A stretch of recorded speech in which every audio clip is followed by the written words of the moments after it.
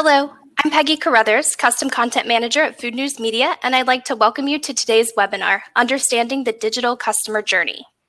There's a constant stream of new digital technologies designed to help consumers connect with restaurants and retailers, such as mobile apps, online ordering, and a growing number of third-party delivery partners. There's also an increasing amount of new technology to help restaurants and retailers automate in-store processes, such as digital kitchen display systems and kiosks. Today, we'll learn about how business owners can connect these two fast-paced and even faster changing trends to improve operations, grow their customer base, and thrive in a digital environment. We will be taking your questions at the end of the program. You can ask a question at any point during the webinar, so even though we will be answering them at the end, we encourage you to ask as they come to you. You can click on the dialog box in the upper right-hand corner and then click on the Questions tab to submit. And now to begin, our presenters today are Jay Gillespie, Principal Product Owner, and Mark Harris, Senior Product Manager, both at Revel Systems. Jay and Mark, welcome. And now, Jay, please take it away. All right. Thank you very much. Thanks, everybody, for attending. Again, there we are. So this is just a quick overview of just some of the businesses that Revel itself works with as well. So today our goal is to kind of take you through the digital customer journey. Whether it's online, app-based, delivery, loyalty, or kiosks, the channels that your customers interact with are sort of ever expanding now, because it controls shifting to them, their expectations, and how you know them and how they interact with you are higher than ever. And digital is a new norm, and your customers' expectations are changing with that technology. And you and your staff, and ultimately the customer interacts with, has to check a lot of boxes, the technology that you use. So what does that mean? So more options and quicker decisions by the consumer means you have to engage them in multiple different ways now, than traditional ways. So today we'll try and guide you through that digital customer journey. Mark Harris, who leads our consumer product line, will start us off with the consumer-facing products that you'll need to consider and discuss the best practices and importance of these features. Great. Thanks, Jay. Just some background on myself. I've been with Revel about 4.5 years. I have a background in enterprise software, and I've also owned and run restaurants as well. So I have some experience at the intersection of the two. I guess what I'd like to start with is first thinking about what's going on in the world and in the market, and how this is affecting merchants trying to run a business. So I see a number of different levers moving simultaneously, and the merchants sitting in the middle, and that's you, for most of you on this call, trying to deal with this changing landscape. So first, there's the consumers themselves. There have been behavioral shifts that have been building over the last 10 to 15 years and accelerating. And as I walk through this presentation, I'll go through these different areas in more detail. But in addition to these behavioral shifts from traditional consumers, you get different expectations. And these expectations are growing into demands as many people in the industry start adopting new technologies and respond to this consumer behavior. So this is putting the merchants in a position where before it would have been kind of nice to participate in some of these technologies for efficiency's sake, but now it's becoming a mandate. Additionally, many of the business models are evolving to respond to these consumer demands. Now, overarching all of this is a competition, the competition only getting fiercer because of this technology push and because of these changing behaviors. So people are either responding to this or not, and some are keeping up, some are being left behind. And with this comes a drive for efficiency. So some of these technologies are enabling significant efficiency, and this is something that needs to be kept up with. Or again, in a business with smaller margins, that can spell trouble. And finally, there's the technology itself, which some people refer to as a tsunami, a digital technology tsunami that merchants are presented with, and they have to figure out how to navigate this, how to respond to all of these levers that are surrounding them. So talking a little bit about the behavioral shift. So what are some of the major behavioral shifts? Well, first of all, people are mobile, and they often have a device when they're mobile. So that's number one, and they expect people to follow them. They're online most of the time, especially for younger generation. And they could be at home, they could be at office, many people working from home. They're in transit in many cases. The kind of modern world we're living in is making people less patient. You see this pressure on all these delivery services, for example. People want it now, they want things immediately. A big thing, especially if you get down to Gen Z, is that often people prefer interacting with devices to people. So how do we deal with this? It could be that they want just an efficient interface, or even they want to take their time with an interface, but they want to cut straight to the chase. They don't even want to interact with someone. Also, people are more trailblazing, especially in the younger demo.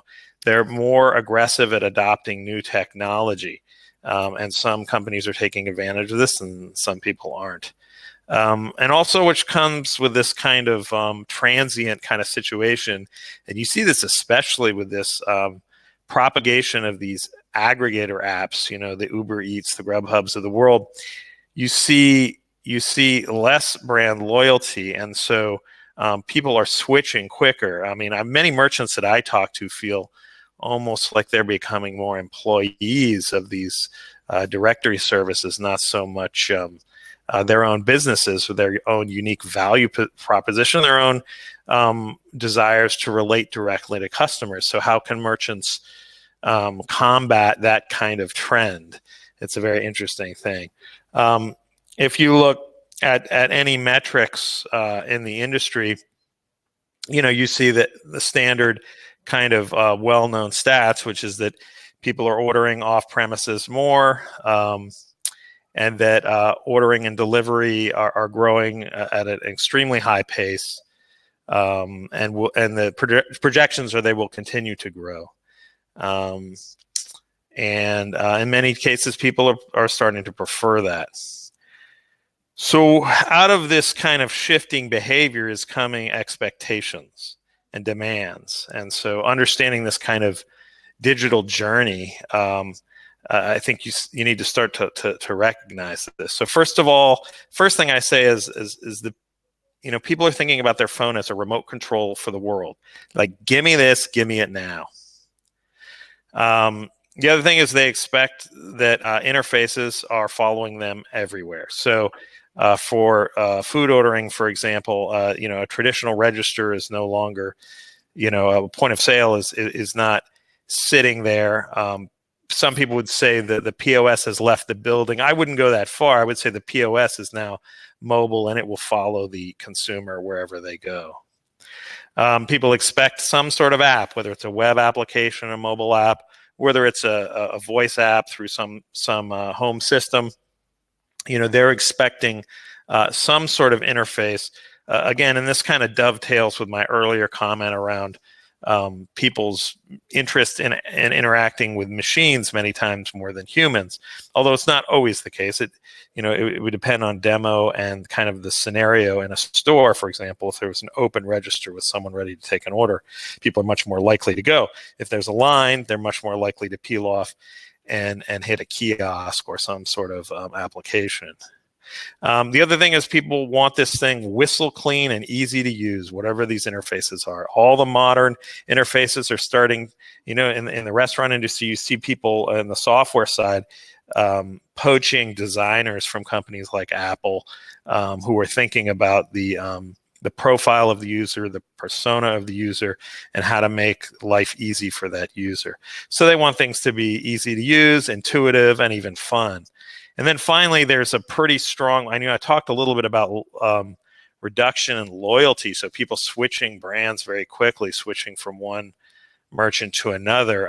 One of the things that can mitigate that is catering to specific consumers. The more you can do to reward that consumer, to recognize that consumer, to speed up that consumer's journey through various techniques, the more they're likely to stick with you, and they will reward your investment in them. I also mentioned that businesses are evolving. So one of the pain points, and I remember it well from my days of running restaurants, cafes, is this idea that you've got a tremendous amount of overhead. So how can you reduce overhead? Square footage is one approach.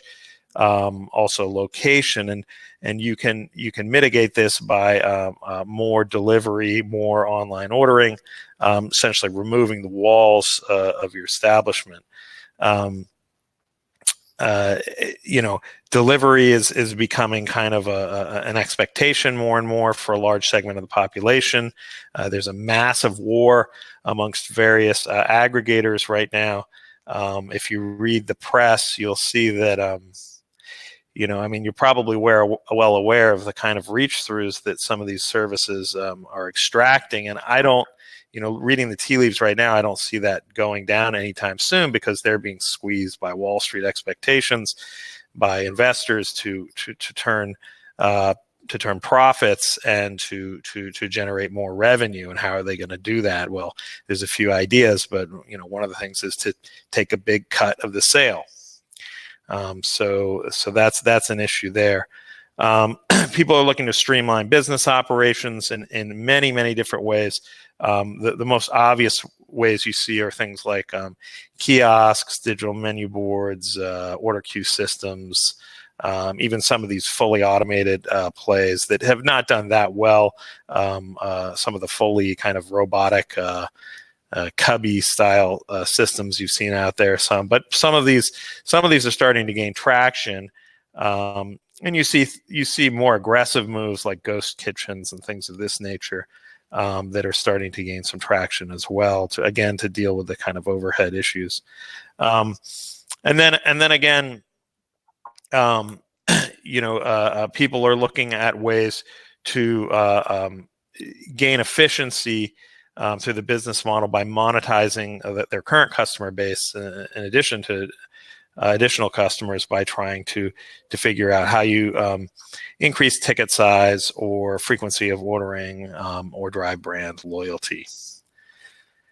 So then, how do you solve this? Well, what's come is basically a tsunami of technology. Some of you might recognize this kind of a scenario. Where you've got this, diaspora of devices that you're being forced to manage. So there's online ordering, native apps, web apps, voice apps, customer-facing displays, self-service kiosks, digital menu boards, all kinds of drive-through technologies, and the list goes on. How do you respond to all these pressures you're facing, and how do you take some of this technology and approach, and what are some sensible approaches to this? So the first is obviously online ordering. If you're not doing it, you need to do it, and there's really two choices here: your own merchant solution, or going with one of these kind of aggregator solutions, and or some combination of both, which some people are doing depending on their delivery capabilities. So if you choose to go with your own merchant solution, it comes with a lot of upside. This is your own, website or app that you can market to your customers. You can get more information about your customers, which is often held back through the aggregator solutions. You obviously get more revenue because they're not taking the significant cut of the revenue. You can brand this, which will resonate with some of these clients and start to create more stickiness for your brand versus some sort of generic directory index, which you see on some of these apps. And you can drive through your own loyalty programs versus kind of becoming one of many players. There's also auxiliaries to that, such as promotions and discounts, that real-time couponing, geolocated or geofenced, that you can provide to your customers to drive more more revenue and through your own solution. So, I mean, these are some of the benefits to running your own solution. Now, one of the big pivot points here, though, is delivery, right? You have to figure out the delivery solution, and whether that's outsourced or through your own staff, and whether you're going to manage it all yourself or some mix of the two is interesting. I see some people running basically pickup and for here orders with their own site, but they're linking out to third-party aggregators for delivery because they want to offload the logistics, but they have to make some calculations about the value of that and the cost benefit. There's also the situation of if you're running online ordering solutions, if you have multiple standalone apps that you're supporting, or these aggregators, are they integrated into your POS or not? And so that's, if they're standalone, you've got a lot of overhead you're having to deal with.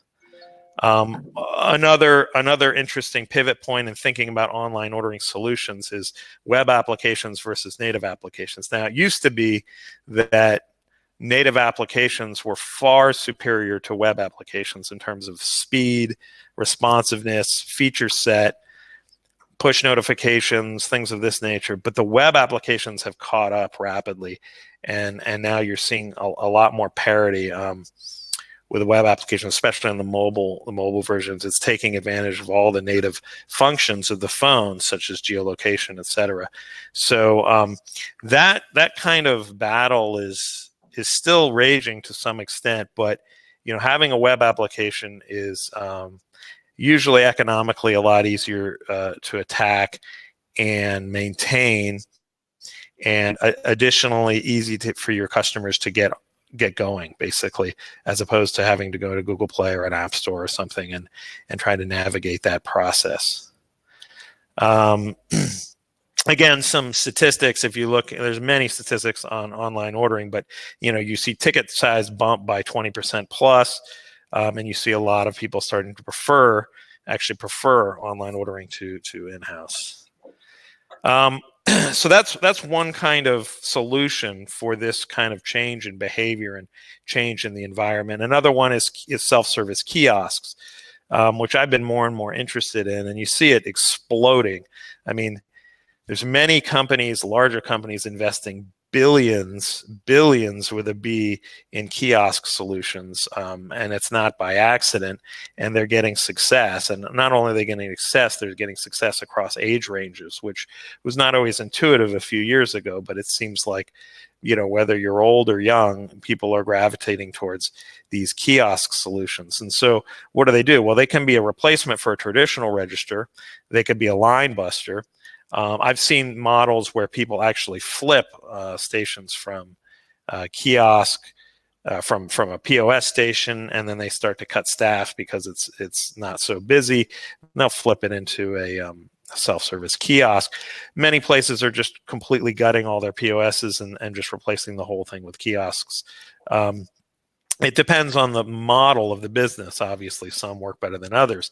Also, you would think this is tailored primarily to fast casual restaurant plays and quick service, but I've seen it in hybrid plays, and whether that's a kind of a hybrid table service with fast casual components, or also plays that straddle the line between a retail play and a quick service or fast casual. Obviously, you're going to reduce labor costs. Many cases you'll need some sort of oversight to monitor the stations and kind of deal with things that might arise, such as refunds or some sort of networking issues or something. But in general, you're going to drop labor costs significantly.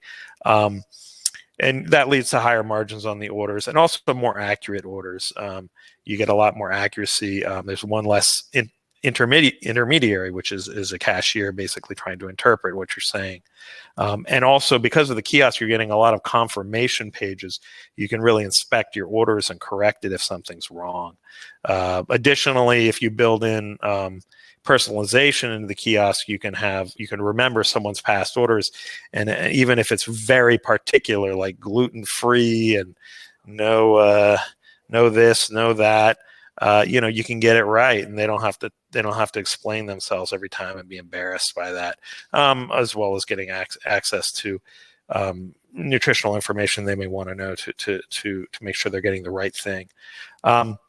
As far as kiosk configuration, there's a myriad of methods out there, everywhere from kind of standard, make your order and proceed to a register where you essentially pay, to pay right at the terminal with a credit card or some sort of mobile payment option, all the way to fully integrated cash machines. So there's this kind of diaspora, and it's interesting as we move towards less of a cash economy and more of a credit and kind of mobile wallet economy to see how this will develop. Obviously, you can have scanners, printers, all kinds of peripherals on your kiosk. Those are usually optional configurations. And then, of course, you have standalone kiosks, which is kind of the more traditional route. Or sometimes you'll see tableside kiosks at TSR restaurants. This is also kind of an interesting play. With those kiosks are not the same. They have very different functions and kind of requirements, but both are becoming popular. Kiosk use is going up and up, and this is just skyrocketing, especially as people are trained. This isn't the same way I used to be in specialty coffee, and I people are always like, well, do you threatened by people like Starbucks? I'm like, no, they're training people on basically what the heck a cappuccino is, or a semblance of a cappuccino, and if I'm in a specialty coffee industry, that only helps me. Same thing with kiosks. Many of these larger companies are training people on how to use this, and merchants can take advantage of this. So I'll just mention briefly some of the software solutions that I've worked on to try to address some of these things. One is a customer display. If you don't have a customer display on your registers, you should. It leads to nothing but positives for your customers. I know some people don't go for that and go for swivel technologies and things like that to save money, but I think the relative pain for the gain is worth it. So this builds trust. You're seeing your order. It's very transparent. In fact, in many cases, it's a compliance issue. It legally has to be there. You know exactly what you're getting. You can you correct things. You're not surprised by anything, especially if things like discounts or taxes or strange service fees are being added to things. Loyalty, you can bake loyalty right into a lot of these customer display systems, including ours. Brand, you can push your brand. That's a major thing, and I think an important thing for the customer to start to see it and associate you with that brand, that branding. And then, of course, it's a platform for upselling and advertising, which is a huge deal. You can get a 20% attachment rate to orders if you do it right. Some quotes from the industry is that having a digital customer display essentially can increase recall of your brand by 40-60%. They're just staring at this thing as they're sitting there. So that's something to note. Another thing we've worked on is a kiosk, call it Kiosk XT. This is, of course, fully integrated into the POS. You want to make sure that you're doing real-time price adjustments and product adjustments and availability and inventory control. You want to make this brandable, intuitive. It should be modern, sleek, easy to use. So UX and design have to be a major component of this. And then you want to be able to do real-time updates and adjustments to these kiosks and all the things I mentioned before, such as hanging various peripherals off these, taking different payment methods, doing things like scanners and printers, etc. If you want to do that. Again, depending on the flow of your establishment and what kind of experience you want, you would tweak that footprint. And finally, online ordering. First of all, this should be mobile first, so it should be responsive. So we have a new generation. A lot of these products I'm mentioning are next generation products that we've been working on for a while and are just starting to roll out. Again, we've been thinking about branding. So your branding, not only should your branding be easy to do, so it shouldn't require you hiring a designer. but it should also be kind of uniform across your different product suites. Should be mobile first, so responsive apps is typically the way to go. Meaning, whatever device you put the application on, it'll render beautifully as, say, a web application on a tablet or a computer or a mobile phone. It should be smart. So the smart systems are not complicated. The smart systems should be easy. Easy is not. It's not actually easy. It's very hard to engineer and design. And so the easier a system is to use, most likely they had some very clever people working hard in the background to streamline that. The look should be modern. And of course, you should have a multi-store kind of function, whether it's store pickers using geolocation, navigating different stores, opening, closing hours, and metadata about the stores. This is important, and then that should scale with your business. So that's kind of, in a nutshell, what I wanted to talk about there. The last thing I would say is that, again, we developed a branding tool. That was our solution to basically push these branding assets to the different applications. Set it and forget it. Set it in one place, and basically you can preview how it looks, and then push it out to these various apps, so you get your same kind of look and feel across the enterprise.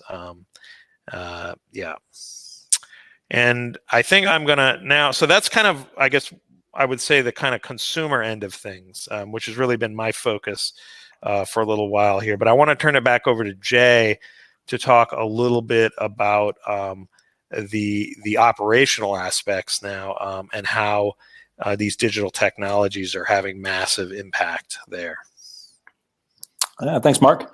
Yeah, so like Mark, my background as well is operations. So, and been with Revel about 4.5 years with the professional services organization, doing on-site implementations and trainings for customers. Prior to that, same thing, software consulting, and then operations before that in the hospitality industry, working on the side that you guys might be sitting on, taking the orders, et cetera. I've kind of seen it sort of grow up from pen and paper through what we have now, and it's night and day different. So, but yeah, I want to talk a little bit about the in-store, and a little bit of out-of-store, off-site, off-premise business, and a little bit above store here, and how your customers are interacting. One thing Mark's touched on as well is that it goes back to kind of a little bit of your digital presence, often being sort of your first and then last impression to your customers. It's more and more of that now. It used to be, they had to come to your store and you meet them, and that'd be their first impression of their business, or they might see a menu, or even in the beginnings, even 20 years ago, might be a website. Now it's all these new technologies, these digital presences, the online ordering applications, the delivery management tools that we might use are these oftentimes the first impression of your customers to your business now. That's how they find you. That's where the branding tool Mark was showing there too was also very important. So it's your brand first. So once you get them in the store, though, the kitchen display, as again digitally, obviously this is back of the house, but your customers interact with this a little bit too as well, because obviously now you can have the ability, when orders are done, if you're over the counter, to text message your customers, let them know that the order is ready. It provides a very low touch interaction now with customers, and as the generations come on, millennials, whatever you want to call them, start coming in, that becomes more and more important. Personally, I still like a little human touch, but you have to be able to offer both, right? You need to have a low touch environment. You need to be able to come in. They need to be able to order online, come in, see. You can have a display system showing them where their order is in place. The kitchen display, obviously, the kitchen's managing this behind the back of the house. They're hitting done. The customer's getting a message letting them know their order is ready. You get to smile and say thank you, and that's about all the interaction you might get from a customer on certain days or with certain types of customers. So it's just more and more important that those technologies that you're building within your point of sale or whatever technology you're dealing with is also, just keep in mind that it's customer facing. It's not just you and your staff that are interacting with it as well. It's from kitchen to customer, basically, is how that works. Kitchen displays obviously offer for you guys from an operational standpoint much better speed of service, real-time analytics. You actually, once you get rid of paper, obviously everybody knows about saving money on the paper, but what they don't know is operationally being able to look and have insights into your business as well, and seeing, being able to, the speed of service is more and more important now with the new types of customers coming to your business. Being able to understand how long your ticket times are going, or from station to station, who your top performers are. And obviously there's a lot of labor savings involved with that. And obviously order accuracy. that comes from that as well, which is a key important when you're talking about engaging with your customers. Sketch display is probably a big part of that. Delivery management is next. Obviously, it becomes more of an delivery is becoming more of an expectation than sort of a niche or a nice offering. I'll spend some time discussing some of the differences maybe between the third-party applications and something maybe if you wanted to offer it natively and how that consumer experience might differ. The large chains are really adapting to this at a faster rate as they have the finances to do so, and they can build their own applications now. And so like some of the smaller and medium-sized businesses, which you guys may fall in, you may be an enterprise, maybe 1 or 2 locations, but they're adapting to it slower, right? They didn't have the means to build it themselves in the past. And but lucky for you guys, I mean, there's a big push in our industry to sort of solve this problem for smaller merchants, mid-sized merchants, 1 location up to 50 to 100 to 1,000. There's a pain point that comes with using the third-party aggregators. There's a lot of benefit as well, but we want to make sure that people are in our line of work. We're trying to make sure people have options, right? And obviously want to do that, and especially people who haven't maybe traditionally done delivery in the past, non-pizza operators or non-typical delivery operators. You guys may be now adopting this new way of reaching your customers, and that has to be frictionless and it has to be easy to use for you and your staff. Otherwise, you're just not going to use it, right? You're going to stick with the third-party aggregators, and we want you to be able to use these features. Okay. Most of you guys have probably thought about bringing in these platforms for good reason. It's a $7 billion industry, so it's not really going anywhere. It's not a trend. Most of you probably operate a business, may have probably had people come in every day, say, hey, when are you going to get on Uber Eats? Hey, when are you going to get on DoorDash? When are you going to get on Grubhub? Consumers like interacting with those things because they're easy, frictionless. They remember my previous order. I can click 5 buttons and I got my order on my way, right? Natively now though, the other technologies like us and Rebel or other ones are catching up and making this, this sort of interaction for the consumer just as frictionless with something that you might be able to offer natively and don't have to come out of a pocket for 20 to 30% for every delivery that you have to make. Consumer experience for these third parties are inconsistent to say the least. We've interviewed hundreds of different operators over the year, and some speak glowingly of the drivers they interact with and their customer satisfaction. They're great. Others have just horror stories that'll make you wonder how it's used by anyone. Important thing to remember is just that, one, you don't know the customer experience or the customer when using a third-party aggregator, and you're paying a high cost. That you also have no choice to push that cost to your customer as well, and your margins simply aren't high enough to avoid that. So you have to consider where that comes out of, right? Does it come out of a marketing budget? Does it make my now $14.99 special maybe now $20, and does this become prohibitive for you? For you guys, for most people who are considering taking on delivery or even considering the third-party aggregators or doing it natively, I've seen people and I've recommended in the past where, oftentimes it's beneficial to say bring on the aggregators first, right? Kind of test the market. They'll go find you customers as well, which is one of the big benefits of them, obviously. You can test the market with that while you build out your own native solution using one of the technologies that you have or something like Rebel Systems. They'll help you gauge the market, and they're month to month. They're SaaS companies, so most of them you can kind of cancel anytime. So just think about that. Because despite the popularity of those apps, I mean, it's been well documented that, and some of those studies have shown that 81% of restaurant patrons prefer ordering from the restaurant's website. They like interacting with the brand directly. Most people do. They just prefer it, right? But the problem is when you're interacting with the brand directly now, oftentimes it's just not as easy to use. And that's where all those features that Mark was talking about before really come into play and making it sort of a frictionless effort for them. Anything driver tracking applications that are customer facing, similar to what the delivery services provide, should be on the roadmap or already natively within some of the systems that you're looking at as well. Same thing for Rebel.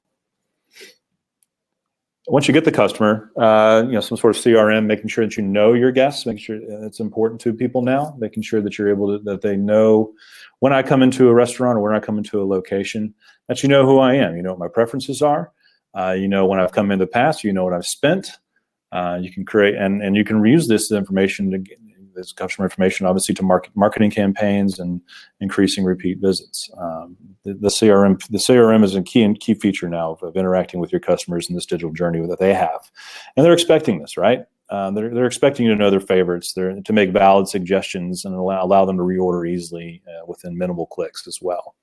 And that's where a CRM feature really comes into play. It gives you real actionable data about your customers, and just knowing who I am is just really how brand loyalty is built. Loyalty as well. So loyalty is sticky, right? Brings customers back. If you don't have a loyalty program right now, please, you need to really consider one. It's sort of table stakes now, and it's really the way I've seen it. The way people get the most benefit out of it is if it's simple and easy to use and easy to understand, you get more people coming back. The loyalty increase. You see the statistic here. Loyalty increase of 7% can boost lifetime profits per customer by as much as 85. The people bring customers back. Loyalty members refer to 82% of loyalty program members refer to at least one person. Refer to at least one person. If you have 100 loyalty customers, 82 more guests are walking through the door now. So how do you do that? What are successful programs that you offer? Something that's easy to use, again, frictionless. I understand completely what I need to do to get a reward. I understand, oftentimes based upon a spending trend or based upon certain products that I can buy, and you guys can really control that as well. The customer display system that Mark was referring to earlier really comes into play here, because I want to be able to, you have to be able to allow people to sign up for these programs very easily. And again, make sure that it's really easy to understand as well. And that's where these customer-facing pieces come into play, especially the customer display. You don't want people having to fill out a piece of paper or anything along those lines, right? Your technology needs to be easy to use. So, being able to prompt people through the sign-up process, being able to make sure, do they have to have a card? No. Can they use their phone number each time or some sort of unique ID to sort of gather points and redeem points and all that, working through the customer-facing display. So there's not 7 questions coming over the counter from an order taker or cashier. It just makes it easy to understand, easy to sign up, and easy to accrue and redeem points. So the digital journey for the customer really does not end when they get to the store. All these different platforms that you're using are communicating and they're really guiding the consumer through their experience. And again, ideally a frictionless one. The vast majority of customers really care about the ease of use rather than what's actually being offered. Oftentimes, as long as it's just simple to understand and I know my goals and how to reach and redeem, that's what you're really striving for here. And again, that's where the customer-facing displays and some of the technology they interact with really come into play as well.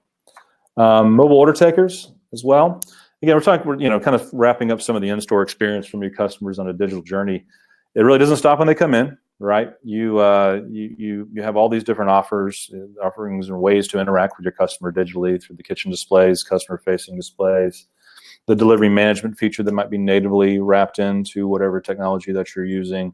And then obviously, of course, the CRM application that's tracking what these customers are spending, doing, and how, knowing them and your customer being able to market to them as well and understand them. Mobile order takers are a big part of that as well, whether table service or quick service or even retail. They allow for these frictionless interactions and hopefully handle the extra volume that you're going to bring in through the store, right? People walk by the store, they'll walk by the restaurant, see a long line out the door. They're going to keep walking and go to the place a lot of the times. Even though they may prefer to eat at your place, they'll go to the next place because they only have so much time for lunch, right? That's where mobile order takers and things along those lines come into play. They can help bust lines. They can help. You can have one single person kind of come out behind the counter, interact with your customers. And again, remember, your customers are now interacting with this technology now. You're actually handing over your point of sale to your customer. They're signing with it. They're entering a tip on it. They're declaring whether or not they want a receipt or what kind of receipt. Do they want an emailed receipt or a texted receipt? So they're interacting with this technology in a way that they really have never had before, wherein it's just not for you and your staff anymore. It's really, and every time you build something or buy something, some of this technology, that has to be considered, that they're interacting with it more and more, and it's less and less just you and your staff. It's more about them. Line busters offer a ton of benefit. Obviously, speed of service is the easy one.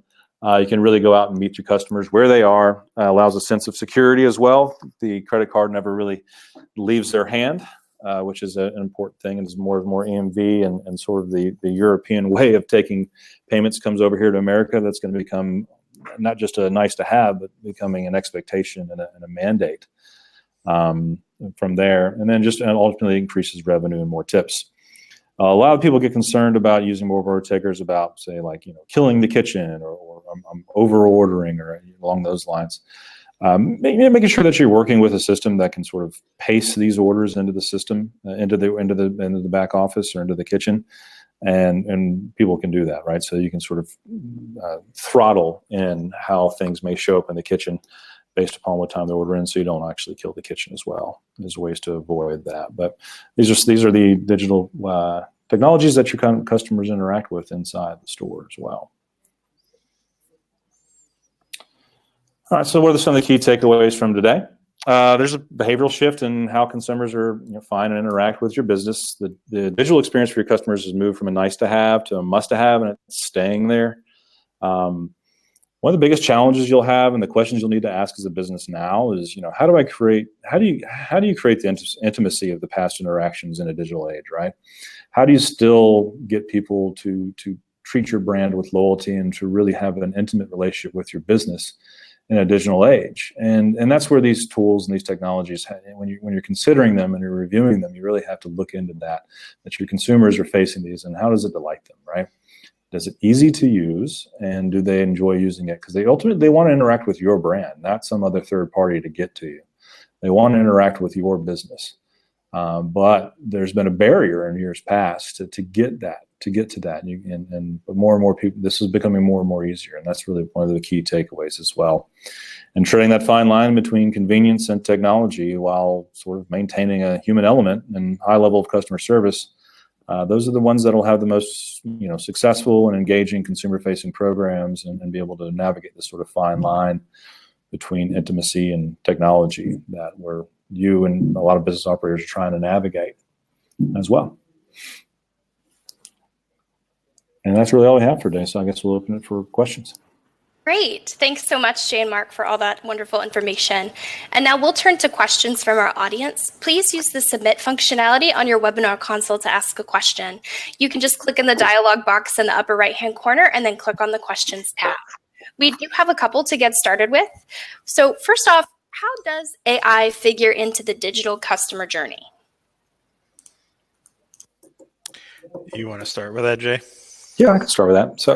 So yeah, it's coming up. So basically the ability, so analytics, that's going to play a big play in that, being able to understanding your customers, understanding how to pace those orders that are coming in as well, especially in like delivery management features that at least Revel works with as well. AI comes into a big part of that. Being able to route your drivers in an accurate way based upon past experiences or past, being able to take into the fact that where traffic's leading them and all that, and being able to assign the appropriate orders to them.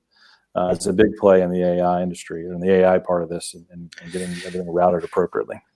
Yeah, I would say from a very high kind of bird's eye view, what the promise of AI and machine learning, which is kind of a subset of it, is to simplify life for the merchant, in this case, to not spit tons of data at them, but to make decisions about that data, and good decisions based on past experience. A few examples, some of the products I've worked on, kiosks, for example.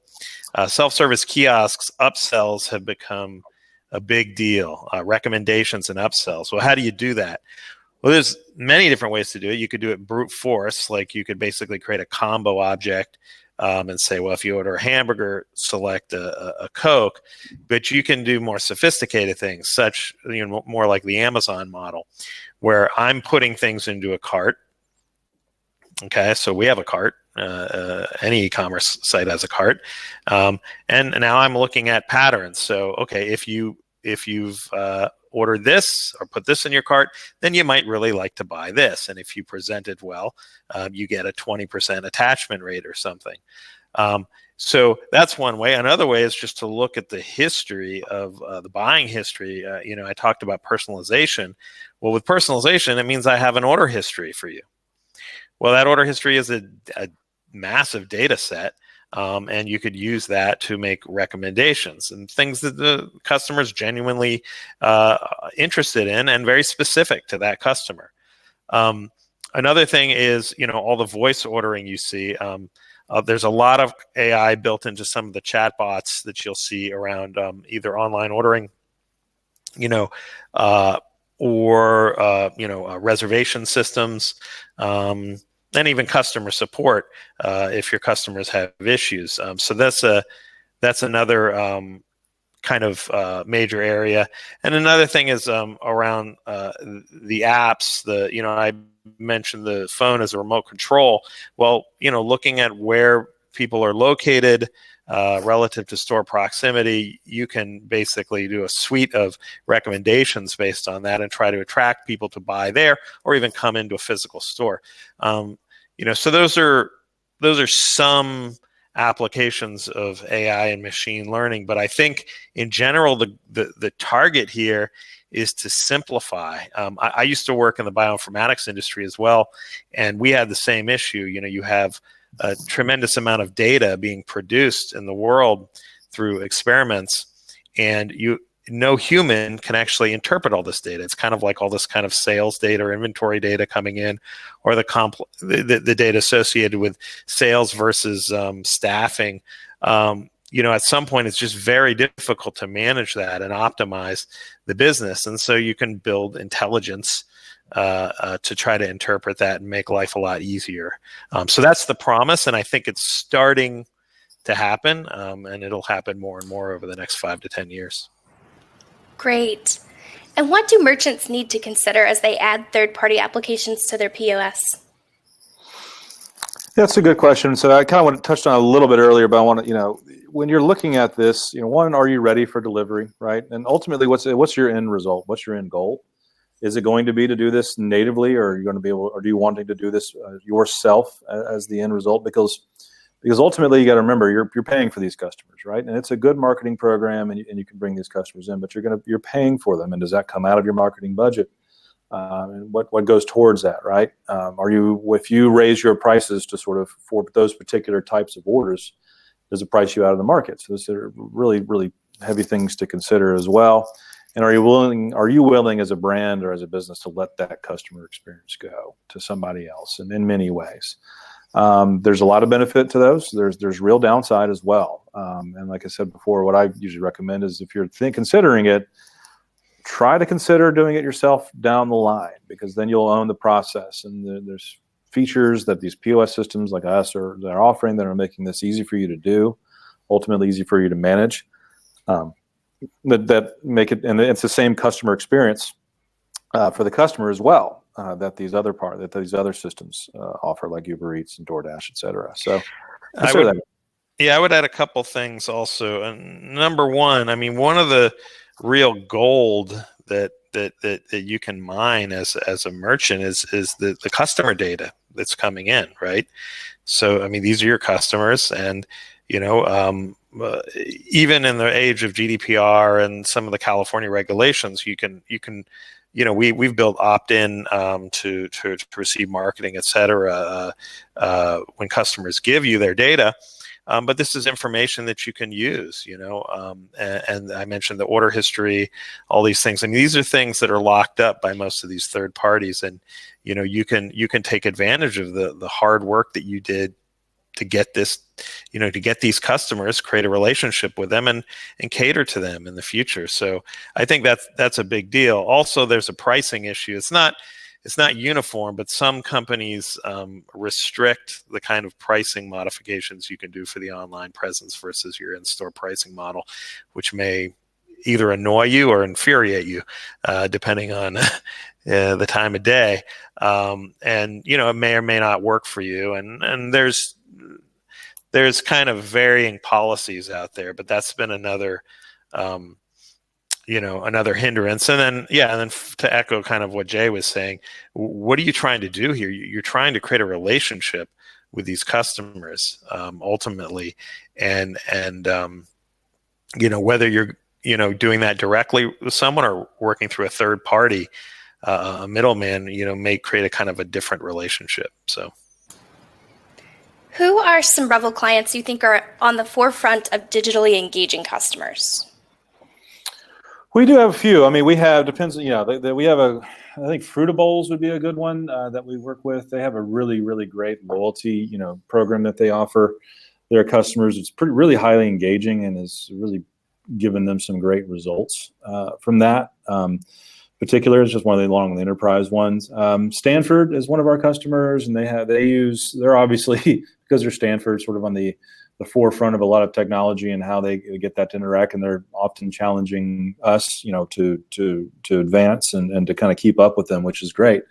Many ways in how they're taking payments through RFID or different types of cards or different programs with house accounts. They do challenge us in ways that's good for us. It ultimately benefits our downstream customers as well because of their so technology forward or thinking, right, along those lines, and how they engage with their customers as well. And we have probably those and a few large other ones that really consider, Urban Gerberts, who really have a good interaction with their kitchen displays through their Punch loyalty platforms as well that really engage their customers and keep bringing them back. Wonderful. And with so many POS kiosks and other tech choices out there, how does Revel differentiate from other competitors? Well, I'd say from one of the benefits of being with Revel is that we've been around for a while, right? And a lot of our competitors, especially in the cloud space or the tablet-based space, are relatively new, and they're sort of catching up to us. We've been around 10 years now, and we're sort of a legacy cloud vendor, and one of the first ones to say, offer offline mode, which is sort of table stakes now, but back then was pretty inventive.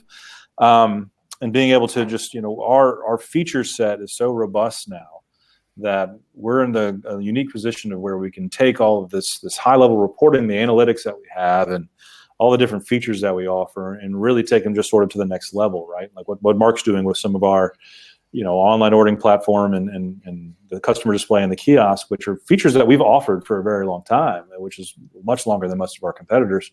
And now he's able to take them to sort of the 2020 and beyond feature set, where most of our competitors are sort of catching up to what we offered before.